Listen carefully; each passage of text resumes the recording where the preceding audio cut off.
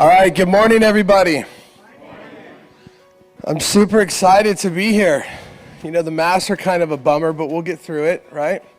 I'm super excited because like all my favorite people are in one place. So before I introduce our guest today, I also want to introduce a couple guys that are rolling with me. Pastor Nathan French in the back. Everybody say hi to Pastor Nathan. And also another minister, Jeff Ahern. They're here to accompany me, but really they're here for you. They want to get to know you, and they're here to pray for you. And this is just going to be an awesome meeting today. We're super excited. You know, so Tina, she sends her love. She wished she could be here, but she's back in Washington with our two boys, Noah and Josiah. Man, it's so good to see everybody. So good to see everybody. I'm super excited because you guys have seen on the wall where it says Awaken. And we put that up there a while ago because we just have a heart in the area of anti-sex trafficking, anti-human trafficking. So we have some special guests today. You know, there's 3 ladies today that are going to speak and kind of share their heart and what they do. When I woke up this morning, I was getting ready and I asked God, well, how do you want me exactly to introduce them? And he said, introduce them as liberators. He said, introduce them as abolitionists, setting people free. These ladies are part of a powerful organization. They're the founders of Awaken, co-founders of Awaken. And we just have a really exciting special event this morning. I hope you all catch the heart, catch the passion, because without all of you, we can't do like yesterday. I'll give you an example. Yesterday, we were able to hand them a check for $50,000. That $50,000 is because of all of you. So we're super excited. I'm going to introduce Melissa, and she's going to come on up and kind of share the heart, share the passion, share what they do. So Melissa, come on up. Everybody welcome Melissa with Awaken. Is that okay if I introduce you first? What's that? Is it okay to introduce you first? Oh, yeah. Yeah, you got it. Hi, guys. I was told we can be informal, so I took my shoes off. I'm a bit more comfortable that way, if you don't mind. This is my first time talking to a group of people that I can't see your face. This will be fun. I'm going to presume smiles everywhere, joy everywhere, and that you're happy to be here. We're happy to be here with you guys. We're actually really, really blessed by the work you've done and the way that's been able to impact Awaken and the future of it. And so what I want to do is kind of take you back to the beginning and where we got started, and a little bit about the why of what God's shown me around being able to do this work. So I was a missionary in China for a few years. I was raised outside of the church, didn't know God, wasn't in a family that was really big on it. We would go Christmas and Easter, and that's about it. But I was one of those kids that was always trying to figure out, like, why do people do what they do? Really interested in psychology, really interested in behavior, and also didn't understand why there wasn't a class on why are we alive. Like in school, you're thinking, okay, we're learning all these things, but why is no one talking about why we're alive? What's the point of being here? So I just was like, for the most part, without knowing God, tormented by these thoughts. And so always feeling like there's a call to something specific or a conversation that's more intentional to just existing. And so that had been with me. And then I got introduced to drugs. And so then it gets even more confusing and more conflicting and more lost and lonely in that route. And so when I finally turned, a lot of near-death experiences, a lot of just being saved literally in moments where I didn't even recognize that it was God's intervention. And then I was sitting in a hospital bed one time, and a couple guys came up and they just said, hey, are you ready to change your life? And these were guys that had approached me at work that I knew then. And this is when I worked at a job building semi-trucks in the summer for college. And it was like kind of, monotonous work. And it was just, you put the same part into the same cab over and over, 20 years old, and this is what I'm doing. And at that point, I'm thinking, I need to know a why of what I'm doing. I need some reason as to what this is for. I need it to mean something. And that was when, I don't know how, but searching for a reason and searching for joy was so ingrained in me. I had a memory of being a little kid and being in a car. I don't know if people still do this. Do you guys still see people like, you go to the truck driver to get, what do you want them to do when you do this? Honk. And I thought, I'm bringing little kids joy. They get to do this to trucks that go by them. And that gave me meaning. But again, in a world of confusion, not talking about the meaning of life, what are we doing? Is there some reason we're here? Are we supposed to affect people? Having no common conversations around that, no education around that, no faith around that at the time. So when I was at that job at Kenworth, these guys, they would talk to us, or talk to me at least, about, hey, do you want to go to hell? And I'm like, no. It was a terrible approach for me. Those were the guys that showed up in the hospital bed. Are you ready to change your life? Yes. Say these words. So I said these words, and it ended up being the salvation prayer. It did nothing for my life either. Again, because it's not this scripted formula. A year later, I go into rehab, and then I go to an AA. I go to, a guy had sponsored me to go to a retreat at a church. And it was actually about living for your faith and not just being a passive participant of getting saved, done.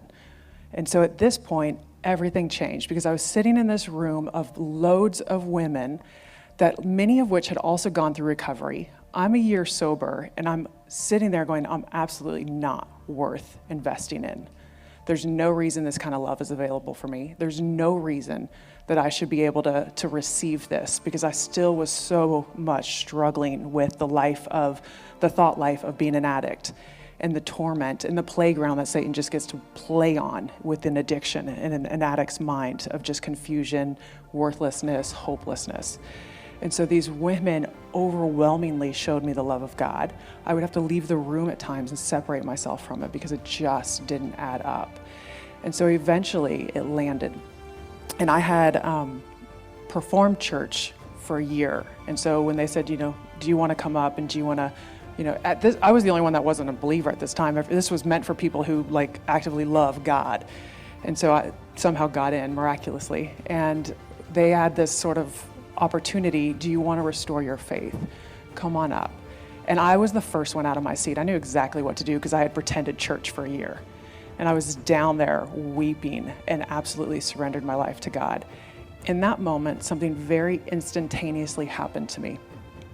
Immediately, every thought I had of being lost, being tormented, being confused, I actually at that point couldn't even sleep without some kind of noise or music playing, because of the noise in my head. So it would not let me sleep. I had to have something external to focus on so the internal would quiet down. And so I was up riding my bike around town all throughout the night, had no peace. Instantly, everything got quiet. Now, all the questions that I had about why are we alive? What is the point? What are we doing? Do you think they got answered? They actually didn't. But I trusted immediately the one who had the answers. And so what I did have was peace. And I immediately got the gift of faith. And it was the most extreme shift I had probably ever instantly experienced internally. Because to still have questions and to not worry about those kinds of answers was the most refreshing thing. Because I absolutely, immediately trusted God to have the answers, and that I didn't have to. And as long as I trusted Him to be good, I could live with the discomfort of not knowing. And I really like to know things. That's one of my things. I want to figure something out. I want the code. I want the key. I want the blueprint. I want the strategy. And in that, I've just learned to have fun with God, that He reveals it. And so through this long process, I get saved. I go to church. This family, it's a new church. I'm actually now going to church for because I want to, and it's not plain. And this family that I grew up with took me in, and they said, let's give you a test on your spiritual gifts. Cool, what's that? I've never heard of this. So I took this test, and it shows up that I'm a missionary. And I was like, again, what's that? Never heard this language. They said, oh, you can travel the world and tell people about God. And I was like, wait a minute, that's a thing? You can do that? They said, yeah. And we sponsored this guy with Athletes in Action to go play baseball and travel the world and tell people about God. And I was like, wait. I could play sports and travel the world and tell people about Jesus? This exists? And they're like, yeah, it absolutely does. This is being a missionary. And you do it with the gifts that God's given you and the talents that God's given you, and you travel the world in the joy and expression, and you let people know. That led to 3 summers in China to then 4 years living in China, just exploring that. Not once was human trafficking on my radar the entire time I was in China. And it is rampant. And I've traveled through Southeast Asia. And this issue is one of those things that I have learned by personal experience and talking to people. You don't know it until you know it. And when you know it, for me, it radically changed my life. And so I spent the 4 years in China. On my 30th birthday in China, I had one of those situations where I was turning 30 and I was like, I'm not gonna turn 30 the new decade and have like a what am I doing with my life situation. It's not gonna happen. I'm happy for doing this. Literally on my 30th birthday, I had a what am I doing with my life situation. I couldn't avoid it, even though I tried consciously to avoid it.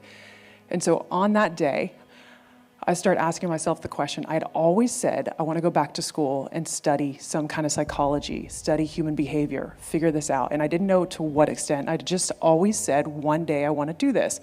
On that day was when I asked myself the question, when does one day happen? And it doesn't just happen. I actually had to step into it.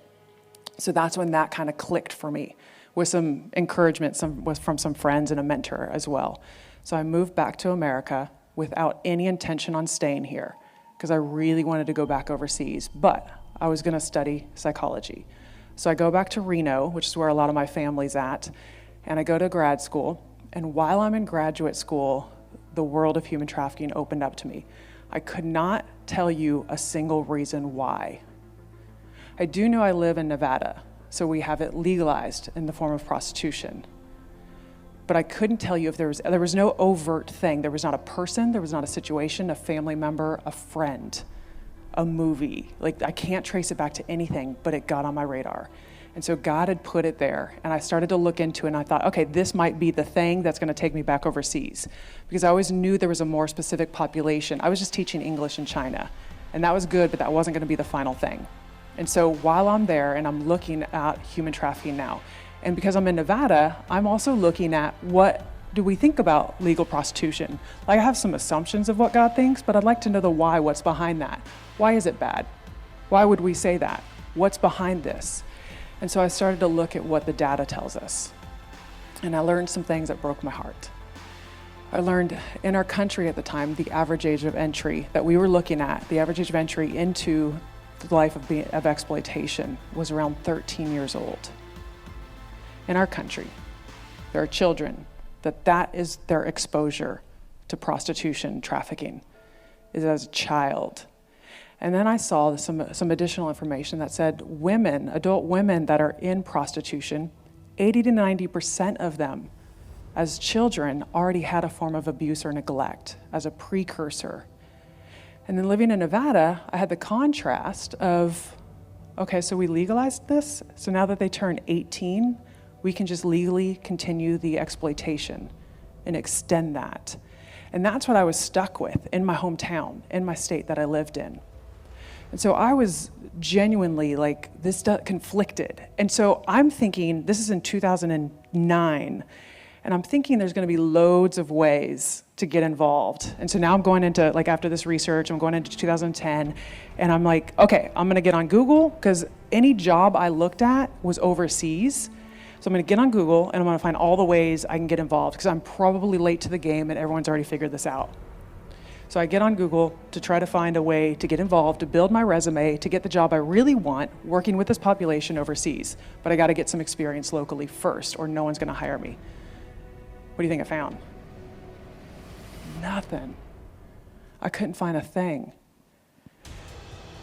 So this then brings me to, I go for weeks, actually which led to months, praying about this. God, what do you want me to do? I don't know how to get involved. I don't know anyone that has been affected by prostitution or trafficking. But I know without a doubt this isn't a phase. I'm supposed to figure out this. And you're gonna have to show me, because I don't know how to open a door for this. And so at that point, I thought the only thing I have to do, being a missionary, is move to where it exists. And so in Reno, we call that 4th Street. And that's sort of the most known and prevalent and overt track. It exists in all neighborhoods, but at that time, getting started, let me go find out where it's most prevalent. So there's a lot of drugs there, there's a lot of prostitution, a lot of homelessness. And so I'm figuring I'm gonna go find a motel, and that's where I'm gonna move into. And so a lot of us are praying about this. Which motel? Where on 4th Street? Is this really safe? Single woman living on a motel on 4th Street. I go to my pastors at the time and I ask them to bless this. What do you guys think about me moving into a motel on 4th Street? And they were like, yeah, we bless that. All right. In that same conversation, that was on a Wednesday, in that same conversation, they had just been approached on Sunday by somebody else who'd met somebody, a former madam at a brothel, who was doing outreach work for women leaving prostitution. So on Wednesday, I get their blessing with a tip. On Saturday, I'm sitting in front of this woman and I'm like, hey, I'm studying to be a counselor. You're doing outreach. I'd love to help in some way possible. I have no credentials. And so she's like, great. Takes me in front of a judge the following week. So in 1 week's time of that gesture of I'll move to 4th Street, I'm sitting now in front of a judge who started a diversion group for women who got picked up for solicitation. And I'm now the counselor for the group. I don't have the credentials for this. So I go to a supervisor, a professor, and he says, you can practice under my license. Just go this route for drug and alcohol instead of marriage family therapy. And they let you. Okay. So suddenly, again, no credentials, under his, major risk on his part, big trust. It was the calling. And so I stepped in, and that was the first time I had ever experienced or met a single person affected by this. What that taught me, that group and those women, was this is not enough. Once a week, coming to a counseling group. Because I had seen the trauma that they had experienced. I had seen what they had gone through for years of abuse from both sex buyers and traffickers, of chronic abuse and neglect, not just from their childhood, but also in the life. And so once a week, where they go back to whatever life they're living, it could still be there with their trafficker, it could still be in an abusive relationship, it could still be in their addiction. And then coming in, it wasn't gonna be enough. And that's when God actually then introduced me to Jen. And Jen and I had started at that point building what is now Awaken. And God started opening door after door after door. So what I'm gonna do for you now is give you a video clip of what is Awaken and get you a little bit more familiar with our personality. And then Jen will come up and share with you a little bit more specific actually about the organization and what you guys have sown into and invested in that is impacting hundreds of lives. One of our probably biggest challenges at Awaken is coming into a state that has normalized the commodification and exploitation of a person. And to know that that's normalized, legitimized, profitable for our state, which is a sex tourism state, it's unfortunately created generations of desensitization to it. And so that's part of the name of Awaken is this is an issue we actually need people to wake up to. It's not something that everybody's aware of, and certainly not the nuances of exploitation.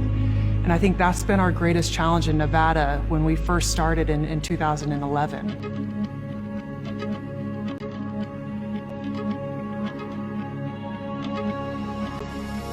What Awaken is an opportunity for women who have been hurt and exploited and abused to find community to reach the full potential, both where people believe in their full potential, but also a place where they get to learn to believe in themselves and to have every injustice done to them restored and healed, and to transfer all the abuse and exchange it for love and healing and community.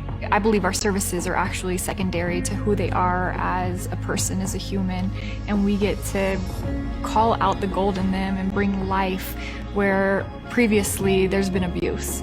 And I believe why the work of Awaken is so different and so impactful is we're relationship first, and we see truly who these women were created to be. Often a woman or a girl's first stop into Awaken is through our drop-in center. And our drop-in center is intentionally located in the heart of where a lot of prostitution and trafficking takes place in our city. They can come into Awaken knowing that there's no preconceived notions, there's no judgment, there's no expectation of them, and we are there for them. We are there to help them achieve what they don't even know that they can achieve. So anytime somebody walks into Awaken, we realize all the barriers that they have had just to get through the door. And when they get through the door, the amount of courage it took them to step in and say, I need help, their reception first is by a survivor who's been there, done that, and knows what it's been like, and is able to receive them with love and care and humanization. So that first contact is really important. And then from there, it's completely individualized. It isn't a formula. It isn't just a program. It is relational, which is why it takes so many different types of people to come and volunteer, because we're all different. And so are these girls. They're all different, and they're each going to relate to somebody in particular. So where are they? What do they want right now? What do they even think is possible for them right now? And that's where it's all customized and individualized, so that each person gets something unique to them, because the entire history of that person has been unique to them. We get to hear their stories. We get to hear what they want and what their goals are. And so we walk them through day one of maybe being unsure of what their needs are. Years later, we've watched women achieve, girls graduate high school, weddings, will have babies, go on to college, graduate from the university. It's been amazing to watch the women and the girls actually achieve goals that I would say from day one they didn't even know was possible for their life. I have a place that I can go there where I belong, where people understand a little bit about what I've been through, and there's other people there who have been through similar things, and we can relate on a level that not everybody in normal day-to-day life can relate. I don't have to hide there. I don't have to feel shame. I can be myself, and I can talk about what's really going on. But Awaken is amazing, because when I went there, I was able to, they're like loaded with resources, and I was able to connect with therapy and different things that has really grown me and helped me to heal, and in ways that I didn't think was possible. So many of them, if not all of them, really are looking for relationship as well and community.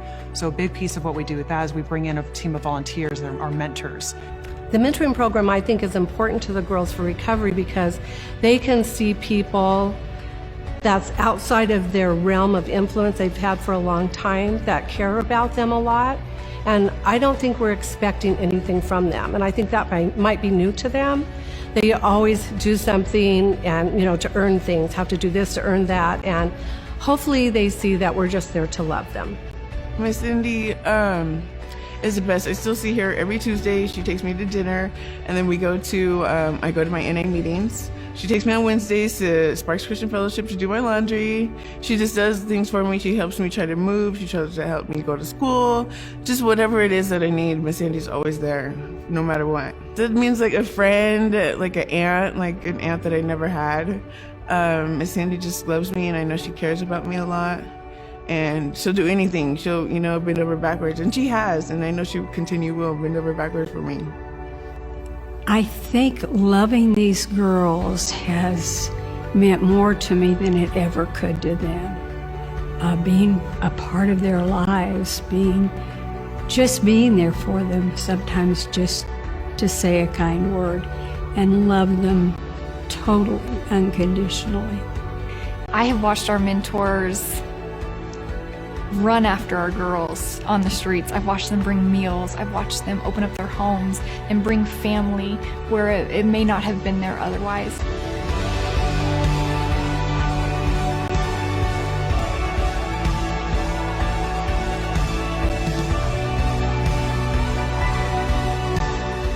At Awaken, we're not a 90-day program. We're not a year program, and then relationship is over. You're in community, and we're really hard to get rid of. We have no desire to be rid of you. We have no desire to treat you like a project and then go on your merry way. We actually are building real, authentic community. Awaken is a group that the girls can rely on. They can rely on somebody to be there for them, to understand what they're going through and walk through it with them. And Awaken is family. Most of us don't even know what that word is, or what it means, you know what I mean?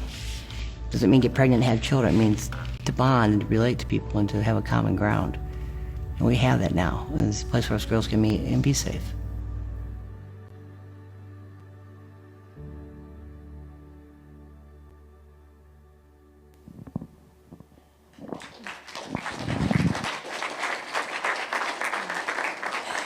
Yeah, thank you guys for hanging in there. I haven't seen that video in a while, and it brings me so much joy to see our staff and some of the participants that we get the privilege of working with.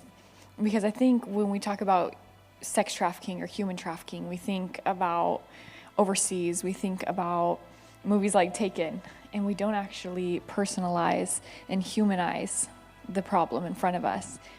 And so I run the group and the program for minors, the girls under 18 who have been affected by trafficking. And the youngest girl that I have had the privilege of working with was 11, all the way up to 12, 13, 14, 18, 19. And then they don't just graduate our youth program without going into our program for adults. It's like the video said, they're kind of with us for life. But the girls that I get to work with, they are hilarious. They're sassy because they're 13 and 14 years old. They are adventurous.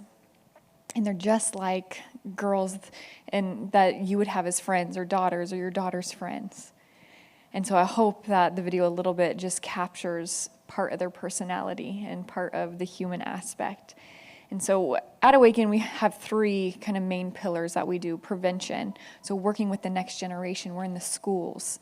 And we know if that students actually learn their worth, if they know their value, they're less likely to fall victimized to, the tactics of traffickers. And 2, they can identify it in themselves and in others.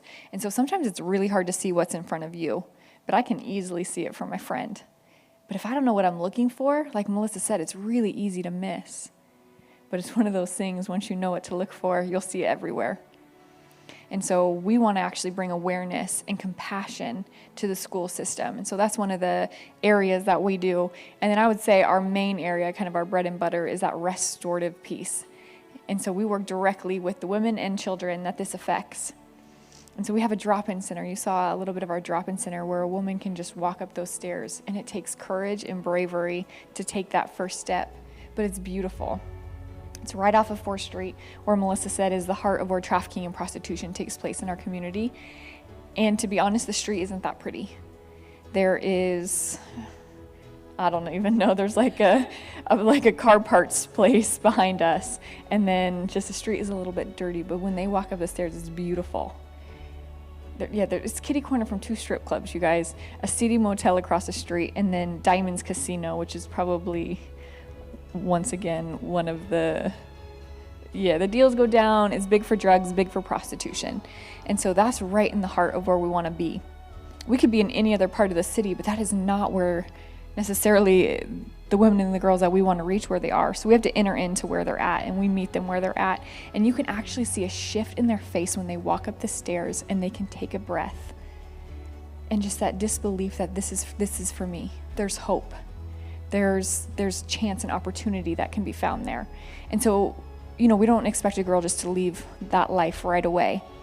When she doesn't know where her next meal is coming from, she doesn't know how to gain education, she doesn't know where she's going to stay that night. And so oftentimes it's a process. In the drop-in center, she just gets to come and figure out that. Who is she? Who does she want to be? And once she's actually ready to make steps for change, then she's met with case managers. And then she can actually decide, do I want to go back to school? Do I want to go get some job readiness program? What do I want to do with my life, and how can I actually take the steps? And so we come right alongside them to help them figure out what those next steps are. And they're a little bit different if you're an adult than you're a kid. If you're a kid, how can we get you plugged back into school? This summer, we started a little summer program. I'm going to obviously brag on the youth program because it's fun and I'm a part of it.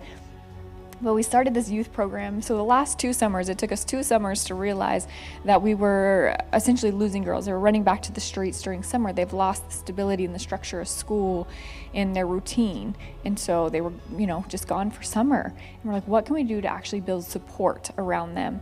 And so 3 days a week, they're coming to our drop-in center. And Tuesdays are really focused on that education piece, the social and emotional learning, where we can actually make learning fun. And so something as simple as playing Jenga, how can we actually talk about architecture and then Greek architecture and have them then create their own structures that can hold cans of paint and anything else heavy in our drop-in center that we could find to build weight, and who has the highest and strongest structure. And we're starting to get them to think creatively and find fun in school. We do 20 minutes of math every Tuesday to start off our day.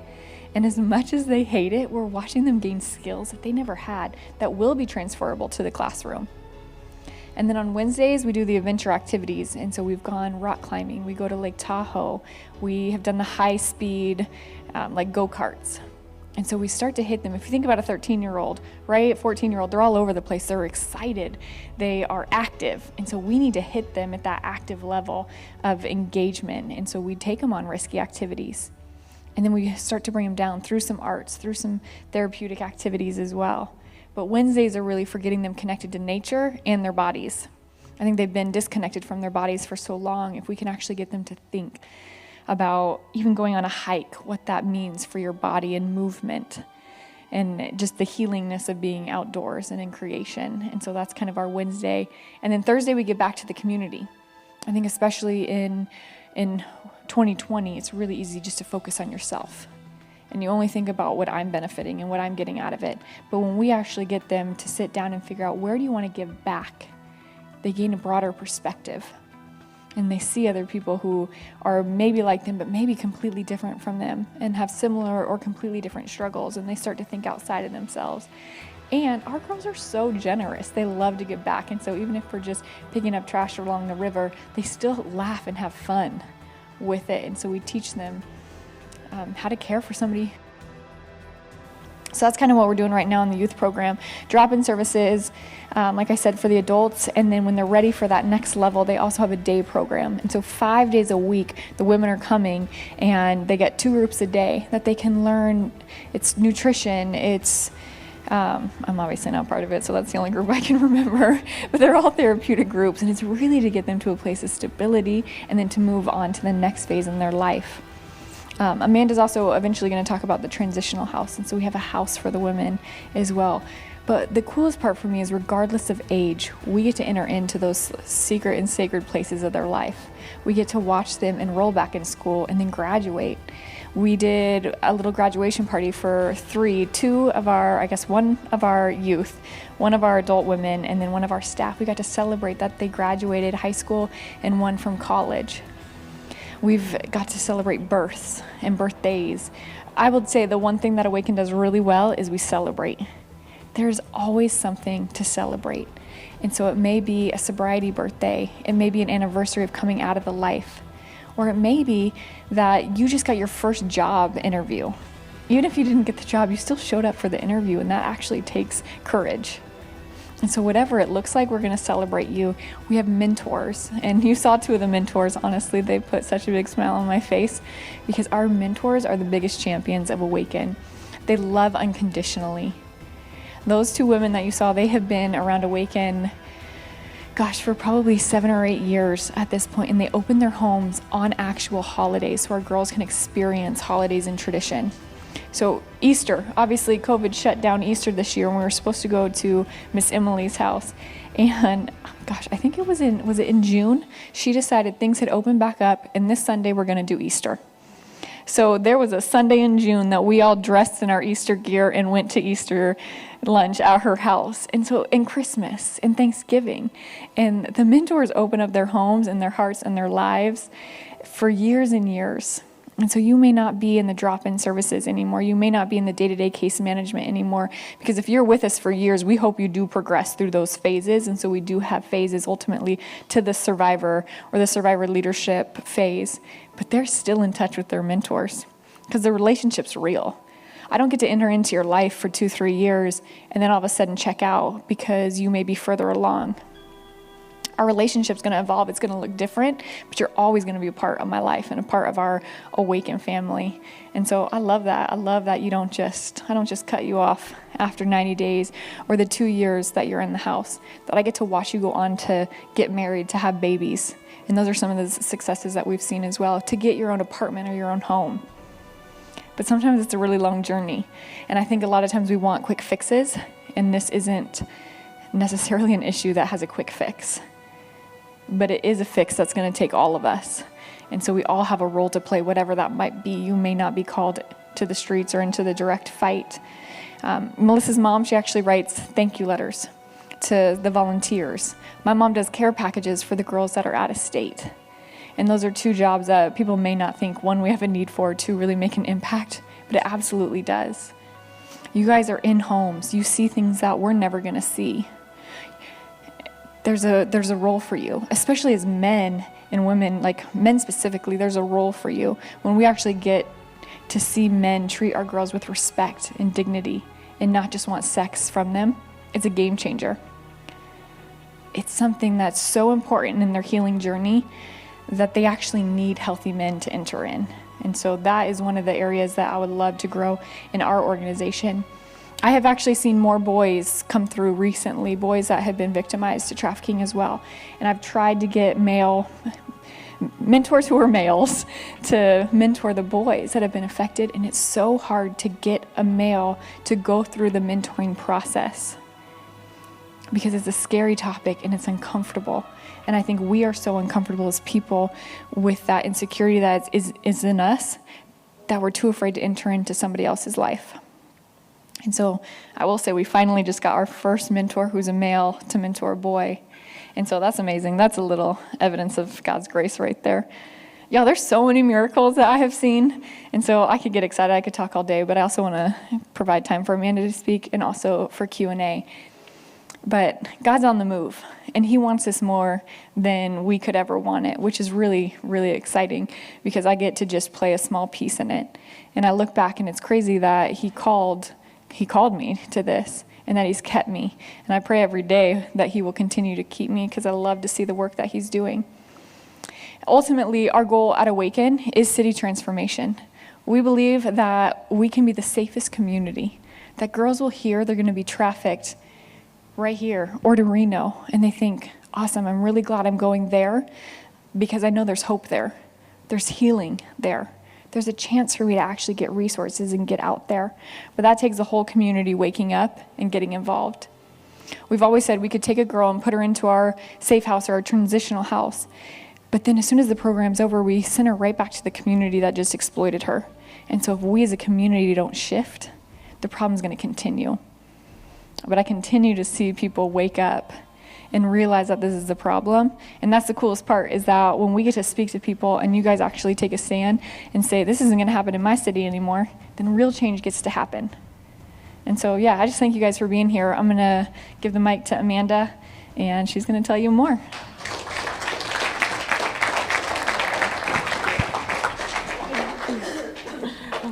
Hello. So I might lean on this podium. I get a little nervous when I speak. So I just want to thank you guys for being here today. And I'll tell you a little bit about my journey and my story and then tie it in together, hopefully neatly at the end here. I am a case manager at Awaken for the house, for our restorative home. And I'm also a survivor of trafficking as well. I've been with Awaken for about 4 years, and I want to tell you a little bit about how I got there and my path. So Melissa mentioned that many of the adult women that are in our program have had history of like child abuse and things that have happened, and that's definitely my story as well. I came into the life as an adult, but there were many things that happened in my childhood that contributed and that made me conditioned for that life. I lost my father at an early age. My mom was a single mom of 2, and I got involved in drugs quickly. I got involved with gangs, and I was on juvenile probation. I got clean at some point, and I had my son. He's about to be 20 this month. And so having my son, I got clean. I thought I was on the right path, but I had never really learned how to process like all these difficult emotions and everything. I'd always turned to drugs in the past. So when that relationship with my son's father ended, I didn't know how to deal with that. And I met someone who I quickly trusted, unfortunately, and who I, for a very long time, identified as my boyfriend. And quickly after that, he thought it would be a good idea that I go work in the legal brothels in Nevada. So I did that for some time. I also worked on 4th Street, as Melissa mentioned. And that brought me into, again, drugs. There was a lot of drug use. And eventually that boyfriend of mine went to prison, and as a way to get out of the life, I began also selling drugs. And eventually that led me to get arrested, and I went to prison. So I did my time in prison and realized, after getting clean in prison, that there was really no rehabilitation. There wasn't much to offer in the prison system as far as that. And when I got out, I felt very blessed and very fortunate to come home to a mother. Many people aren't that lucky to come home and to get out of prison and have that. But I had a mother who supported me, who raised my son while I was away. And I knew that in some way I wanted to give back. I wanted to, because I felt like so blessed to have this opportunity to start again. And I also came out of the life and out of prison with what they call like a monkey mind. My brain wouldn't stop. It was always filled with thoughts, which now I realize was a lot of trauma that I just couldn't seem to shake. And I found, so this is quite the journey, guys, but I found yoga and I was able to quiet that a little bit. And I came across something called the Prison Yoga Project. And I really thought that that's where my heart had led me to, was I was going to give back and I was going to bring yoga into the prison system. But I had this criminal record, and so I tried. I went to all the trainings, became a yoga teacher. It was really helping me personally, but it wasn't my path to go into the prisons because of my criminal record at that time in my life. And so I thought, well, I've got this gift and I really want to share it. So I did like an internet search and came and found Awaken. What's interesting is that I never identified as a victim of trafficking. I thought more of myself as like a recovering drug addict, and I had a rough, but I didn't identify as a victim of trafficking whatsoever. But when I found Awaken, I thought, this is really cool. I wonder if these women I wonder if they suffer from this same thing, this monkey mind that I've got. I would love to teach them yoga. So I reached out, and they were just opening the drop-in center. And it was actually a survivor that was working with Awaken at the time too. And she said, yeah, we'd love to have you come teach yoga. So that's how I began my journey with Awaken, was teaching yoga like every Thursday at the drop-in center. And that was quite the journey too, you guys, because I remember one time we're in the middle of like a downward facing dog or something, and the police actually walked upstairs, and I wasn't really prepared for that, but they were just checking. We had lots of other incidences like that. People would bring their kids. It was a little bit crazy. It wasn't quite the peace and zen space that I had imagined, so naively, but it was still so fulfilling and I loved it. But then our volunteer coordinator had said, well, would you consider being a mentor? And I had, a teenager going through high school at the time. I'm like, oh my God, I cannot. I just don't have the space. I'm working full time. No. But our volunteer coordinator is amazing and persistent, and just kept encouraging me. Like, I really think this would be good. So I eventually said yes, and I was matched up with someone, and I really found that role fulfilling. Meanwhile, I was very unfulfilled in my corporate job. And so this is a few years here, and a position opened up at Awaken, and I decided to apply. And actually that wasn't the right fit. And so a little bit more time went on. And then this case manager position came up, and I applied, and now I'm a case manager at Awaken. So it'll be about 2 years in October, I believe, as a case manager. I've been volunteering, of course, for I think it'll be about 4 years in December.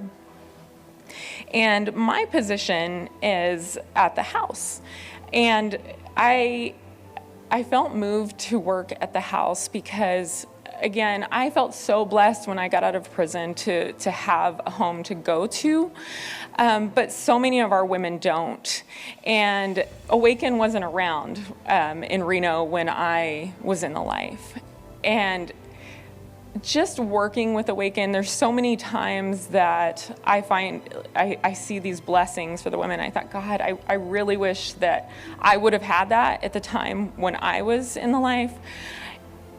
And the support is unimaginable. I never knew that there were people like this in my world. Our mentors, the way that they bless the girls, the time that they spend, really it's the time. The time is invaluable.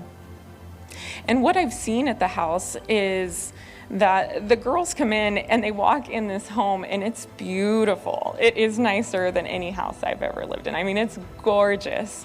And they're blown away. And I remember when we opened in January of last year, they thought there were strings attached. And, we had to tell them, no, this is your home. This is your home now. And they just couldn't. I think it took a long time for them to let down their guard and recognize that this truly is their home and this is a place that they can heal. And they attend a day program, so we have therapeutic groups every morning.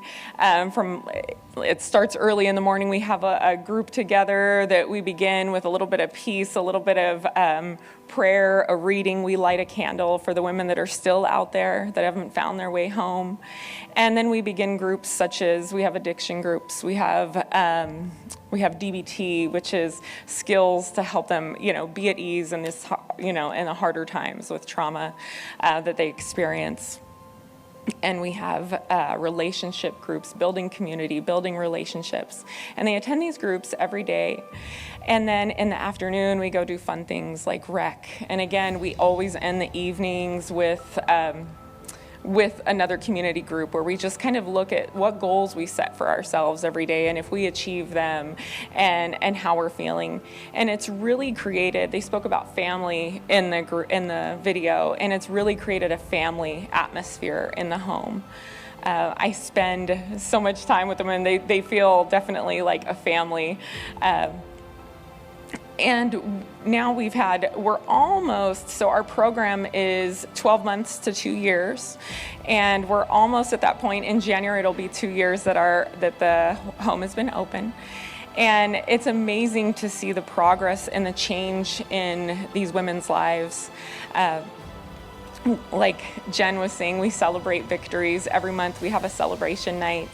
And recently we just celebrated a woman who got her driver's license. She's graduated high school, she's in college, and she very similar trade as you guys. So it's wonderful to see the excitement that she has for her life once she leaves the Awaken home. But one of the great things is we have a support group that we run weekly.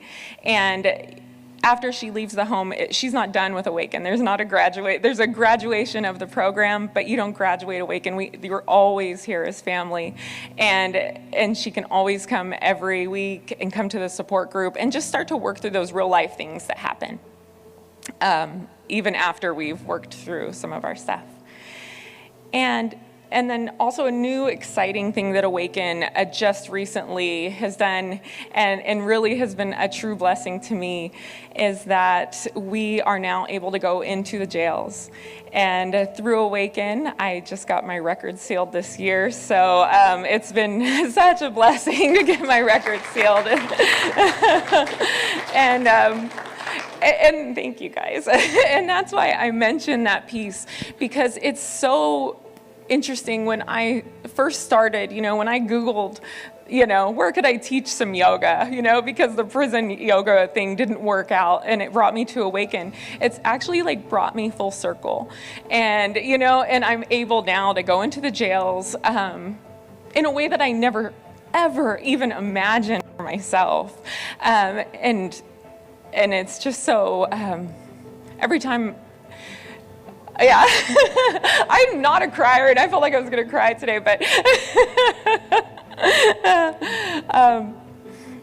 it's so exciting to see how God works in your life and how you don't know exactly how things are going to manifest or how they're going to come to fruition. But when you were speaking last night, Jeff was mentioning something about an inheritance. And there were many times in the life and after I got out of prison that I felt like there were so many missed opportunities that I had because of the wasted time, like wanting more children. And now, here with Awaken, I have a huge family of love and wonderful women that sometimes feel like children, but also are sisters. And truly, they are sisters. And I just want to say that, you know, sometimes there's days, you know, that we have that we don't feel like what are we doing? Like Melissa, just to bring it around to like Melissa said at the very beginning here, like what's our purpose? What are we doing? But there is a plan, and you might not know it. But it's a beautiful one if you just trust it and just put one foot in front of the other and listen and listen. So that is my story. I just again want to thank you all for being here today and listening to us. And I think we're going to turn it over to some Q&A or to Ken. Yeah. Aren't these ladies awesome? You know, I wanted to share real quick before I hand it over to Melissa. And we're going to do some question and answer and a little bit of stats and stuff. So like when I got involved working with people in recovery, I'd have conversations with different people and they about like, I would help people with like drug problems, alcohol problems, those kind of issues. And the one thing that a lot of people wouldn't go to is rehabilitation for those coming out of the sex trafficking. Do you know why? They would say this to me and it'd blow me away. It's just too much. It's just too hard. There's no hope. And it blew me away, but that's truly where a lot of therapists, rehabilitation people have gotten to that place that survivors, first of all, like Melissa said, when she first dug into the issue, there was nothing out there. It was just like, it's just quiet. Okay, in the last 10 years, you've seen that issue being brought to the front lines through our administration and other stuff. This is widespread. This isn't just a small little issue. It affects every single community. Okay, as I've been in the Hawaiian Islands, you know, in the Hawaiian Islands, we haven't even had a conviction for a sex trafficker. There hasn't even been a conviction. There's been hundreds of cases that have been brought and they all got thrown out because of corruption. We're talking about little children that are being abused. I mean, in many cases under the age of 18. Jen, how many last year was Awaken a part of bringing in and 165 minors, you know, and they're where they're being raped over and over and over and trafficked. Let's just be real. I mean, you know, we're kind of toning it down a bit, but this is some super ugly stuff, okay? And it's in every community. And so a lot of therapists and people in restoration and recovery, they don't even want to go there because it's just too hard. The therapy, they just pretty much have forgotten about them and just don't want to address it. What I love about Awaken, what I love about Melissa and Jen and Amanda, and there's 19 ladies that are flipping this state upside down, okay? Not only are they exposing the issue, you know, David and I had opportunity to go to a banquet back in October last year. There's 1,000 people there. There's Homeland Security there. It was blowing my mind, the impact they're having. And what I love about it is they're taking an issue head on that most people don't even want to talk about, okay? Most people, I just want to applaud every single one of you for being here. Today was not mandatory. Just that you would take the time to come here, I want to applaud every single one of you because you're being brave to be a part of a conversation that most people don't want to talk about. Why don't they want to talk about it? Now I'm going to start getting fired up. Why don't they want to talk about it? Why don't they want to talk about it? Why? Because they don't know what to do, and in their safe little bubble, their little bubble, they don't want to admit that it actually exists. Okay? And that's playing right into the enemy's hand, is that it doesn't exist. Okay? That it's left in the darkness. What they're doing, what we're doing, what you're doing is we're exposing it, we're putting a light on it. Not just to expose it, but because of every single one of you, we are funding an organization that is making an impact. Everything on the board up there is where I have personally gone and vetted it out. We're not going to throw money at something that I haven't personally, because this is not just my money, it's all your hard work money. You know, for 50 grand, we got to do a lot of work to be able to have 50,000 profit to give away. This year we have a goal of $200,000. Between the businesses in Hawaii and this business, we're going to give Awaken $200,000 this year. We're maybe at 70 right now. We're going to accelerate. Okay, why? Because it's the real deal. They're making an impact. Not only in shedding a light and awareness, but also building lasting communities. So much of those that are kind of talking about this issue, it's to create a nonprofit where they're actually getting funded. And it's very light, it's very surface. It's not building lasting relationships. It's kind of just moving them through, in and out, moving them through. They're talking about building lasting community. And if you caught what Jen said, their focus is on restoration, actually restoring the person, changing their life, changing their identity, and then releasing them to God's original plan and purpose in their life. So I just applaud you all for being here to hear about an issue that most people don't even want to talk about. I don't even, no. I don't even want to know it exists. Okay? So we're not gonna stop. When I sink my teeth into something, we're just gonna keep going. So I'm just super excited because most people don't even want to talk about the issue. Not only are they talking about it, they're taking that giant head on. Okay? But we need every single one of you. This is not about boxes and fans and air conditioning and filters. This is about a greater purpose, a greater cause. Okay, I'm super passionate about it. We're not going to stop. Okay, you know, I'm 6 foot tall, 260 pounds. Okay, if I had all these men coming at me every day, doing to me what they're doing to little kids, it would be a horrible day. These are little children. These are kids. This is the Father's heart. So these women, they're not just liberators. They're the avengers. They're taking this thing head on, okay? And we're partnering with them. And we're not going to stop. We're not going to stop.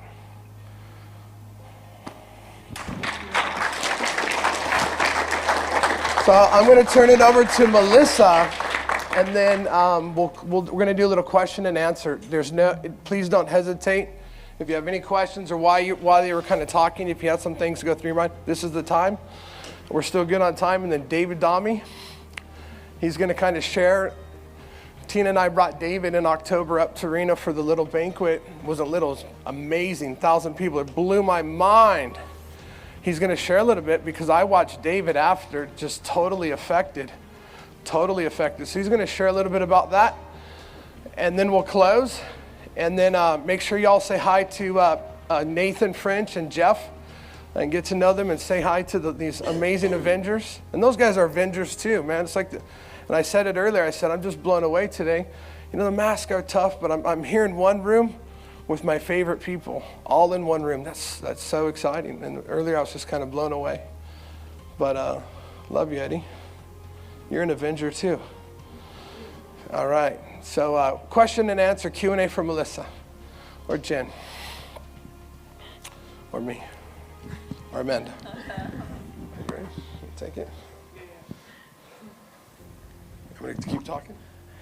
Do you mind real quick? I'm going to just say one thing about the name, actually. So one of the things that we were doing, Jen and I were actually doing this work, but there was a transition between doing this work and then figuring out how to do this work in America and how to then start a nonprofit and figure out how do you do this without just doing it so it can grow, because we knew God wanted to do something with these efforts. And so it turns out you have to like file with the IRS and the state, and then you have to come up with a brand, and you have to come up with a name, you have to figure out font, like all this crazy stuff just to do this work.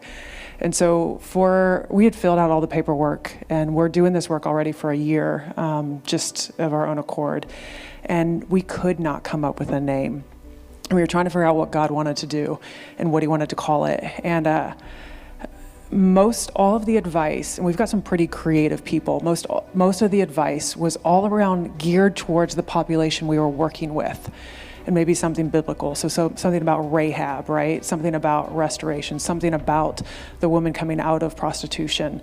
And so that's kind of the way all our thinking was going towards. And so we're probably a year in and still frustrated, like none of these are the name. None of these are actually what God's trying to do.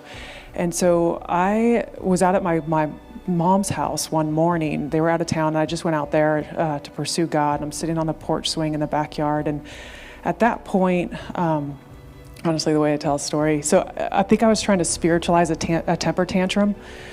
And so I went in, I was like, I'm going to fast until you give me a name. Okay, I don't enjoy fasting at all.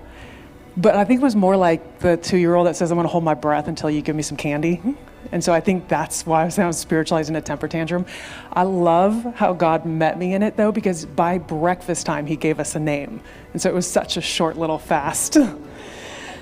So I'm on the swing, and I'm just reading scripture, and I'm like, it'll come out. And so on Romans 13, starting in verse 11, and do this. Oh, actually, no, let's start in 10. Love does no harm to a neighbor. Therefore, love is the fulfillment of the law. And do this, understanding the present time. The hour has already come for you to awaken from your slumber, because our salvation is nearer now than when we first believed. The night is nearly over, the day is almost here. So let us put aside the deeds of darkness and put on the armor of light. Let us behave decently as in the daytime, not in carousing and drunkenness, not in sexual immorality and debauchery, not in dissension and jealousy. Rather, clothe yourselves with the Lord Jesus Christ and do not think about how to gratify the desires of the flesh. That was when it hit. This was actually about the church, his people, waking up. This was not about the women he was going after, because if we act as followers of Christ and are the light, this thing takes care of itself. It doesn't exist anymore when the whole world comes together to be the light, when we're awakened to this. And so part of the what God has shown us, that Jen had mentioned 3 pillars for Awaken. We talked about prevention and we talked about restoration, but that third pillar is city transformation. And that was when he gave us a systemic solution, not just focus on the problem. And it was, you can take the girl, the woman, out of the brothel or off the street, so you could take the kid out. And like we said, we could put her into the house. She can go through the whole program. But if she goes right back to the same city that exploited her in the first place, what really are we doing? And it's significant for the one, but we actually want to stop it at its source. And so one of the things that I had heard from a speaker a long time ago was a city will not be healthier than the health of the church. And so if the church is dark, where are we going to see the hope? Where are we going to see the light? If it's just darkness, and if this is our standard of what we're going to accept from one another and how we treat each other. Because we were talking about this last night, I really think one of the tactics of the enemy is to continue dehumanization. But one of the things that God absolutely wants to do is humanize all of us, because we're made in his image. And so when we see one another for the fullness of who God made us to be, we see Christ in us. We're made in his image. And so the enemy wants to squash that. And guess what happens when you get to purchase another human being? You get to make them into a commodity.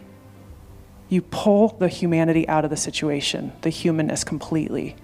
And so going after this is shedding a light on the humanness and the fullness and restoring identity back to an individual. And so that safe city piece, what Ken was talking about at the banquet last year, we knew, and why we got a house in January 2 years ago, but we did all this work up to that because we knew at the time, God showed us, you don't just start with a house. That's what everybody else did. When we looked around, we said, we don't know what we're doing. In 2010, we don't know what we're doing. 2011, we figured out a name. But we kept going after God's heart on what to do with the solution. And we heard things like, it's the fastest growing criminal enterprise in the world today. And that sounds overwhelming, doesn't it? And then God said, this wasn't a surprise to me. You can slow down. I've got this. And then he showed us, it's not about one safe house. Because you can have one house that's safe, but I want a safe city. I want the whole thing. We had no idea what that meant, but we knew it felt pretty big. And again, when it feels big, and when you get the gift of faith, you don't have to have the answer. You just trust the one that'll unveil it as you keep going forward and following him. And so we have seen, he talked about Hawaii, and they hadn't had a prosecution. We didn't even have sex trafficking as a law. When we started this, that language wasn't even used in Nevada. It was pimping and pandering, and it was like a misdemeanor. And they would get served time and then out. And now we have seen attorney generals, we've seen US senators, we've seen mayors, we've seen the sheriff. The sheriff is the one that's letting us in the jail. He's like, do whatever you want. It doesn't matter. And so we have started to see a whole community rally around this. We went from it being 10% of one detective's time. 10% of one detective's time in the entire city of Reno was allocated. That's all law enforcement allocated to this issue. I had a chief of police that told me, the community doesn't know it's a problem. As long as they don't know it's a problem, we're not really going to allocate the resources to it. Challenge accepted. We're going to make sure they know it's a problem. It's now an entire task force as of January. An entire task force has taken this thing on. That is city transformation. The airport used to advertise brothels. The airport is no longer allowed to advertise brothels. Every taxi top in Reno used to have a strip club branded on top of it to advertise. None of them do anymore. That is city transformation. That is God raising the bar, shining the light, and shifting culture. You guys, this to me was one of the most recent successes in a change of climate and culture of what God's doing with hearts around this and the humanizing of it. There is a notorious, very wealthy, very prominent business owner and sex buyer, and he boasts in it. You know, he had met a board member of mine, her husband. They had just moved into the community, and he comes up to them, they're neighbors, and his first introduction is to the husband, hey, do you want to go to the Mustang Ranch with me? And, you know, the husband's like, is that where you ride horses? You know, I'm new here, I don't know what that means. He's like, no, that's the brothel, that's where I go. I mean, this is in the introduction conversation. So there's just like, this is what he leads with. And so this is a notorious, very wealthy, very prominent individual in the community. So he was, in his generous ways, donating loads of meals in the community to lots of organizations, and they had reached out to Awaken. They wanted to donate. He owns a lot of different food chains and stuff, and one restaurant, they wanted to donate like 500 meals. We said, sorry, we're not going to accept from this man. It's a conflict of interest. We have women that he has purchased for sex. We're not going to take from this guy. And we explained why. Well, word got back to him. Not only did the organization that reached out to us pull out and say, we've really thought about this. And that guy was so uncomfortable when he took that call. He was like, I don't know what to do about this. Gets off the phone pretty quickly. Eventually he calls back. The guy was with it was Big Brothers Big Sisters organization, who was the liaison for the meals for this person. And he said, since we've spoken to you, we've actually pulled out of working with this man. Now the goal isn't just the goal is transformation, right? So what we heard then, another board member that he knows reached out, the business owner, reached out to that board member and said, hey, I heard that, you know, you guys don't want to work with me because of this reputation. I'm pretty worried about this. Okay, that may not sound like much, but let me tell you, if he now is getting a concern about the image of being a sex buyer, that might affect his reputation, then that is an absolute shift in a sex tourism city. That is even a consideration of reputation now. That it's a negative, not a positive. That is a massive win in the temperature of what it means now to be a purchaser of sex in Nevada. It's huge. And so this is what we're seeing God do when it comes to safe city. We're making purchasing sex unsafe. We're making dehumanization unsafe now. And it used to run rampant and have free range for whatever they wanted. And so that's what's changed. Okay, there was a question in the back. Yes?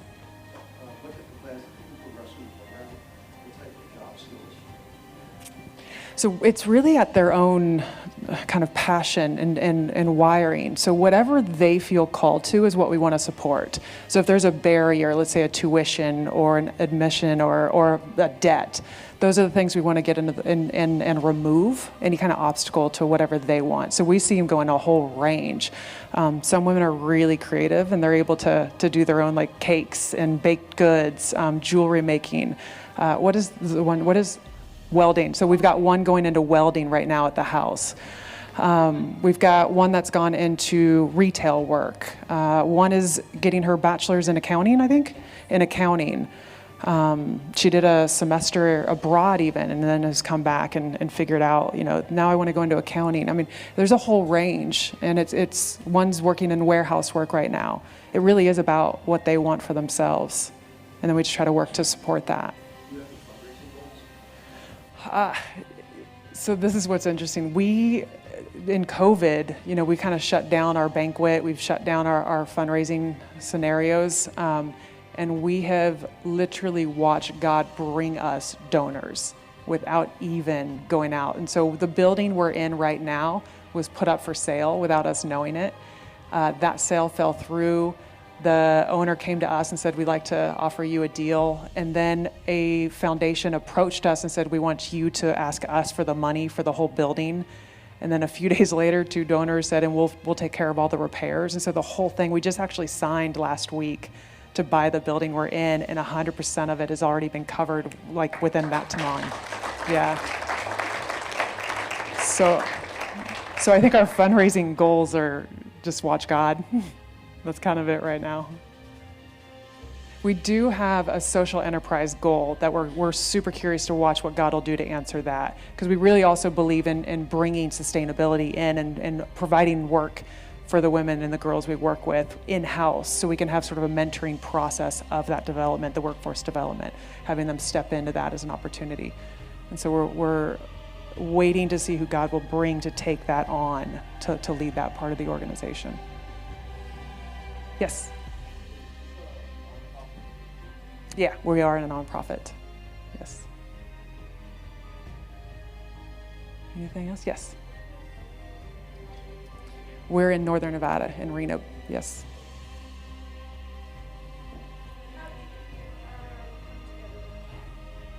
So we have a mutual friend, and that friend was introduced to me by a friend who's a survivor. So Christina Rangel, a really good friend of mine, we were just celebrating Christina yesterday. She's actually doing work in Venezuela right now with the kids that are at risk of being trafficked or at risk of becoming traffickers themselves.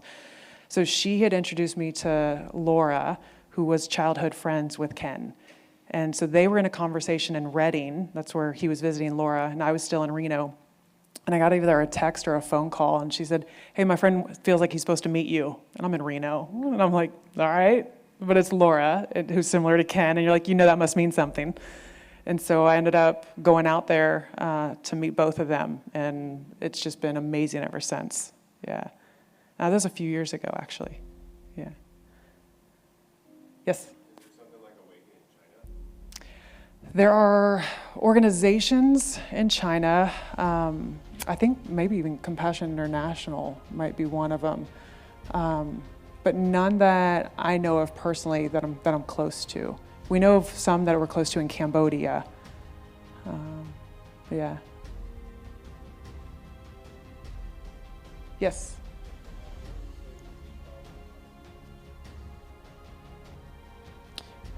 I'm thinking San Diego. What do you guys think?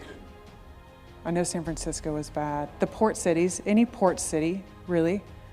I know LA, I have talked to some people that the stories of shipping containers, the horror stories. We've also heard, I think it was San Diego that had the cages, where one of the girls that we actually work with had witnessed cages from bringing girls over the border. Some horrendous stories in Southern California. And I do know it's pretty prevalent in San Francisco as well. So the question is, let's say on the street you suspect something, and so it's a question we actually often get, and one that we want to be really thoughtful about. Many times somebody may want to intervene immediately, and what often is overlooked is the possibility that her trafficker is watching that. And what if you're unsuccessful? What if she's actually doesn't know you? I mean, how many are you going to go with a stranger that just suddenly shows up heroic? It often isn't the solution, because she's going to end up going and getting a worse beating by that intervention, the attempted intervention by untrained professionals who just see. So, I mean, unless you are 100% led by God to throw my advice out the window, I would take that advice, call it in, call somebody who you know, call an organization, call law enforcement, who is actually trained to do that. Because again, if they don't want to leave, they're going to go right back, and it's going to be worse for them if it's not their time and if they're not ready to walk that out with you. Yeah, really quick, sure. Yeah. So the trauma bond. So you're familiar with Stockholm Syndrome? So Stockholm Syndrome is you fall in love with your captor. So much is happening. Are you familiar with when you do ropes course? Have you guys ever done any like teamwork bonding, like ropes course? Are you familiar with the concept? Ken will take you to some ropes course later, and you'll get it. So perfect. So any of these sort of adventure activities, if you're in an accident with somebody, you're bonded really quickly. So what's happening with sex is we're physiologically actually releasing bonding hormones and bonding chemicals. When you're in high-risk activities, you're releasing bonding hormones and chemicals. Adrenaline gets misattributed to attraction. So all of this combination increases a bond. It's meant to be performed in a healthy way. We're meant to take risks for Christ. We're meant to take risks for God. We're meant to follow Him without knowing the answer, which elicits a lot of adrenaline sometimes, depending on the situation, and a lot of hormones that increase relationship and trust this way. Well, it's being used as a counterfeit and exploited for this, and it goes to the person causing the trauma, and then it gets misattributed to attraction and love, plus all of the hormones that are actually happening with sex that are meant to elicit connection and bonding. So all of these combined, happening simultaneously in and out, day by day, sometimes months, years, creates an incredibly strong bond to the trafficker. The narrative to the individual is love, because how else do you explain that? Being in love with a captor and abuser. And so it's really our own physiology working against us in an abusive situation. And so that bond is very difficult to break or rewire into healthy relationships because it's everything familiar to the person. So one of the things we actually do is high-risk activities. We use what we know about physiology. We have taken them skydiving, we've taken them, rappelling, we've taken them rock climbing. I mean, all kinds of high-risk activities with healthy people to use physiology to rewire bonding in a pace that would be faster than if we just sat down for coffee with zero risk involved, right? And so we've actually used what we know about the trauma bond, what God has showed us about the trauma bond, and try to bring it into healing and creating new relationships with healthy individuals to bond with. Because a lot of times bonding to healthy people doesn't happen, or if there's attachment issues, things like that. I think I saw a hand on the back. Nope. Mm-hmm. Cool. Thank you guys very, very much.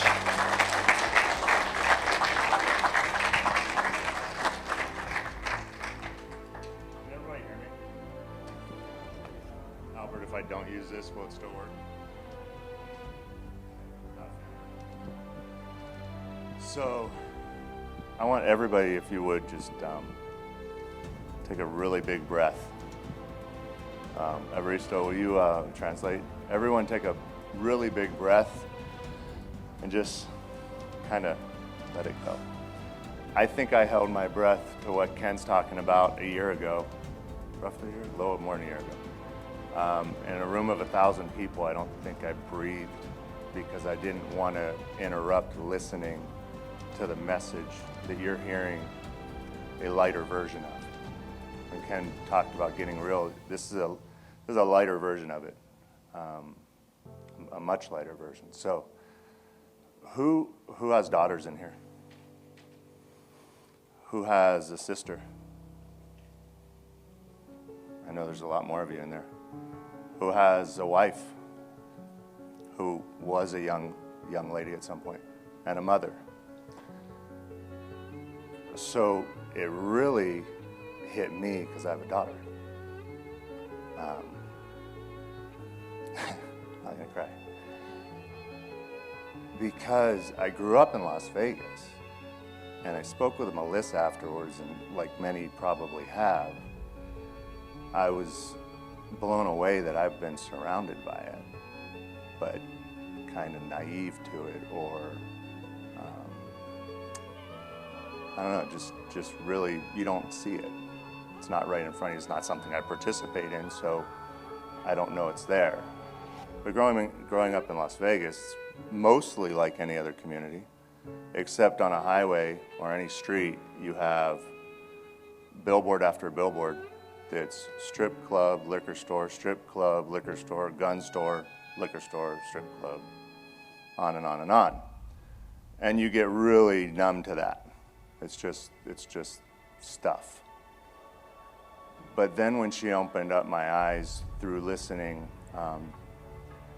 to very similar stuff that you're seeing here, it's in the strip clubs that you drive by and you see billboards every day. It's on all the taxi toppers that are advertising for escorts. It's, I guess, the massage parlors, all these areas that we drive by these places every day, and we don't consider that someone's daughter's in there. Someone's daughter is in that place. And we drive by that every day. Or your sister, or someone's sister, or someone's mother is in that place. And how horrific is that if that just got a little closer to you? And what would you do? So God bless them for doing something. Because it got closer. It was in their community. They seen a need. Thank God that you were moved to and called to it. And thank God for you guys being able to be here today to hear some of this. And I pray it doesn't get any closer than it already is for you to do something about it. Any closer to what you witnessed for you to raise your hand and do something about it. Any closer, because then it could be your daughter, your sister, someone else. And it's not okay. It's not welcome. It's not welcome. So if everybody just get up, that's really what I have to say to that, but I want to pray you guys out of here. I do want to introduce two people, and then I want to pray you out of here. Pastor Nathan. And Jeff, where are you? I have to stand up here because he's bigger than me. I'll let them say just a little bit about themselves. Some of you might recognize Jeff, but... So I just wanted to give Jeff honor, Jeff Ahern honor. You know, Jeff has helped Tina and I so much, Jeff and Judy with Sozo Services. You know, we pray with them twice a week. And it's not just on a prayer call. Between those times, we're praying for all of you, your families, your extended family, okay? And Jeff has helped Tina and I so much behind the scenes. So I just wanted to honor Jeff and thank Jeff for everything that he does.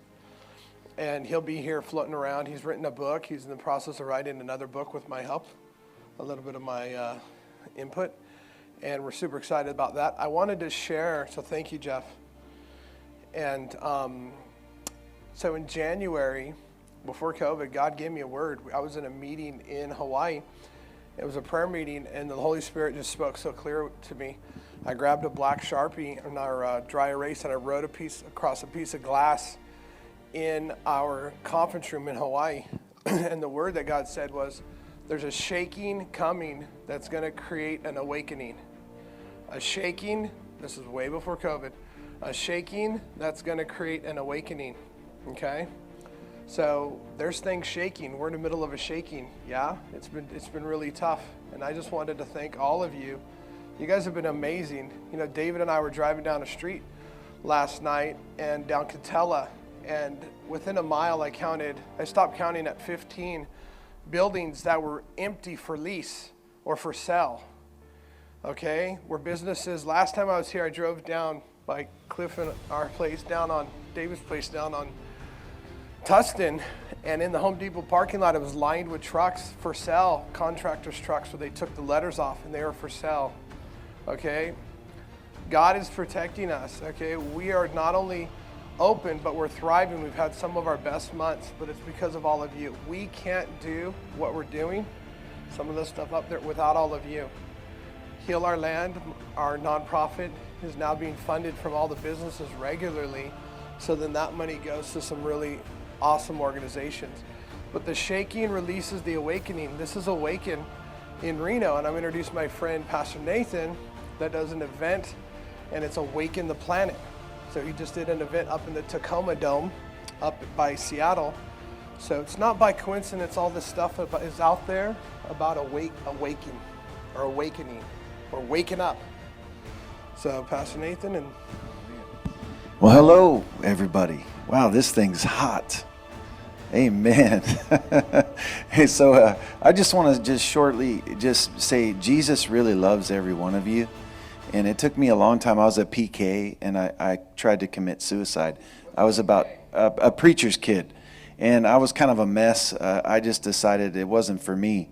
And so I ran away from my family, the church, and I said, none of that's for me. I'm not a religious person, and I tried to commit suicide, and it was like at my last breath, I was hooked up to my exhaust pipe. I had a black bag over my head, and I breathed carbon monoxide until I passed out cold. And then seconds from death, on the floor of my van, almost completely gone, God stepped in, and he said, I heard him say, now that you're broken, I can use you. Will you live for me? And I realized the reason I was so miserable is because I was living for myself, but I was designed to live for something greater. Amen. So God stepped in at my last breath, gave me new breath, and said, now that you're broken, I can use you. And at last, I just said, okay, you know what? I tried religion, and that wasn't for me, but maybe knowing my Creator is for me. And I began to yield to God. I just want to lead you through a special prayer. I believe it can change your life forever if you're sincere. And I just know God wants to help you. And no matter where we're at in our journey, God has a great plan. It's a good plan. It's already decided. His plans are made, and they're to prosper you and not to harm you, to give you a future and a hope. And some of you grew up in religion, and it's like do, and then maybe you can become, but that's do. Jesus is like, it's done. It's done. He died on a cross for your sin to become your sin, so he could remove the wages of sin or death. The gift of God is eternal life through Jesus. So let me just lead you in a simple prayer. You can just all say this with me. Just say, Jesus, thank you for the cross. It split time. I ask you to be my Lord and my Savior. I ask you to fill me up to overflowing with your Holy Spirit. Baptize me in your passion and your fire and your Holy Spirit. I forgive myself. I forgive those who've hurt me. Through the blood of Jesus, I'm a new creation. I will hear your voice because the word says your sheep hear you. Awaken your voice inside of me, that I can live for you. I receive your love right now. Make me whole in Jesus' name. If you said that prayer, come talk to one of us. We'd love to just follow up with you. Praying and prayer is really, really good, but it is a process in this journey of sanctification. But just if you remember nothing else I said, remember this. Jesus loves you. You can't mess it up. He sees you. He calls you by name. He has a great plan for your life. This is always just the beginning. This is the first day of the rest of your life. And he's going to show up, and he's going to do something powerful in every willing heart as you yield to him. Ask him questions. He loves when you ask him questions. Like, God, what do you want to do today? What do you want to show me? Is there something you want to teach me? And the Holy Spirit, the same Spirit that raised Christ from the dead, is alive in those of you who have received this gift. And I believe your life is going to change forever. So God bless you guys. Thanks for giving me a moment, and we'll talk to you soon.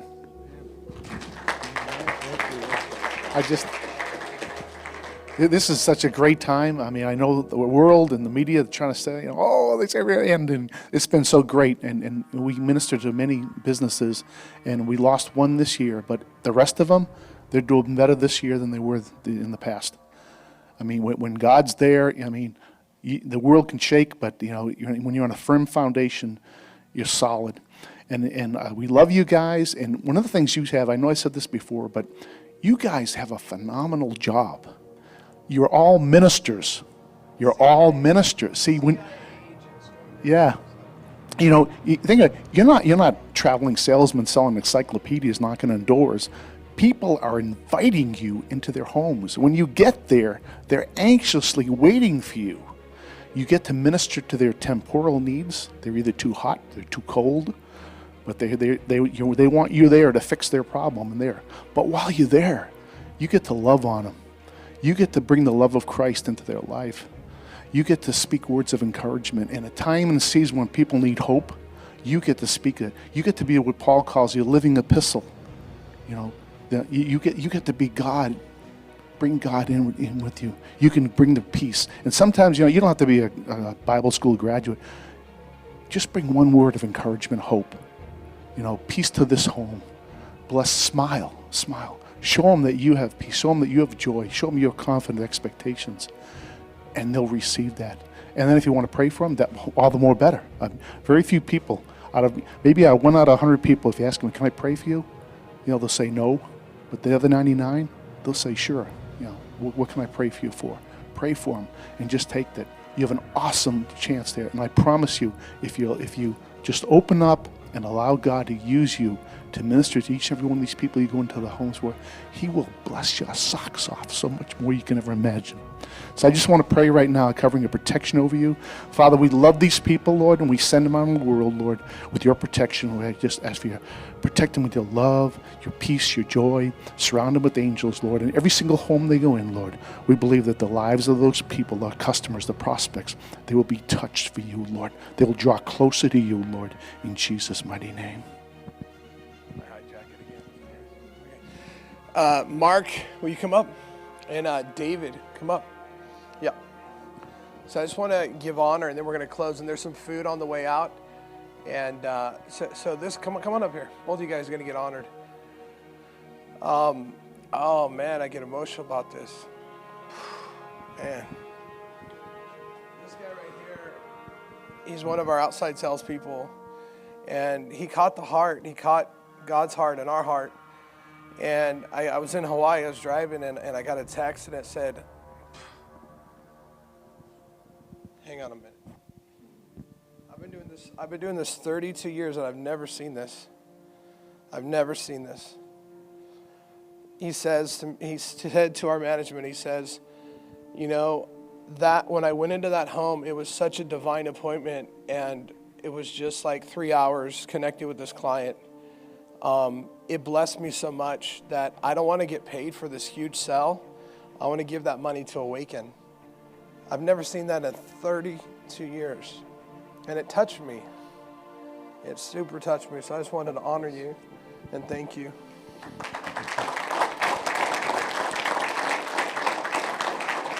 And then I wanted to honor David. David, this guy he was serving here, serving our family here in this business. Because that's how we look at it. We're family, right? We're connected.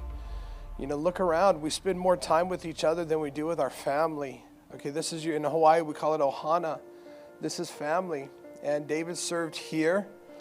Then when we had need in Hawaii, his family packed up. Him and his wife served here. They packed up, they flew to Hawaii. They served our businesses and our family in Hawaii, in the Hawaiian Islands for 2 years. Yes. And David now, the need is here again at this business. He packed up his family again to come serve our family here. So I just wanted to honor you. I love you.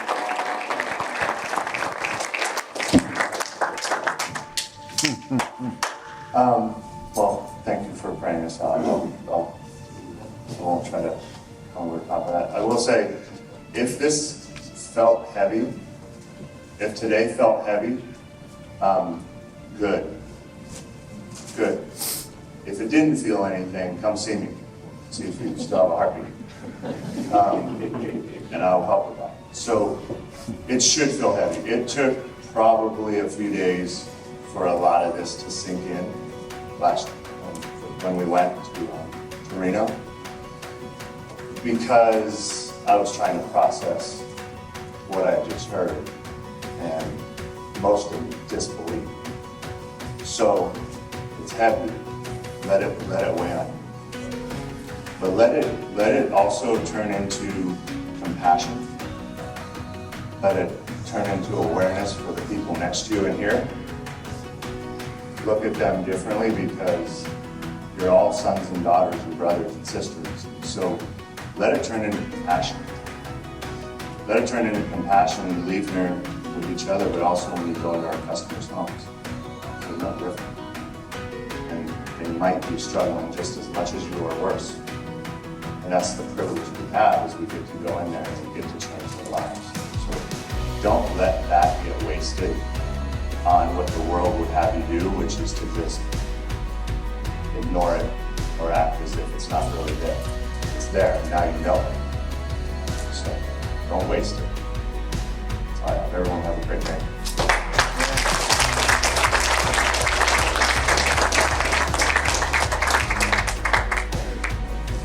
I want everybody to get masked like Henry's. Come on up, Henry, check this out, okay? We're gonna do it like that.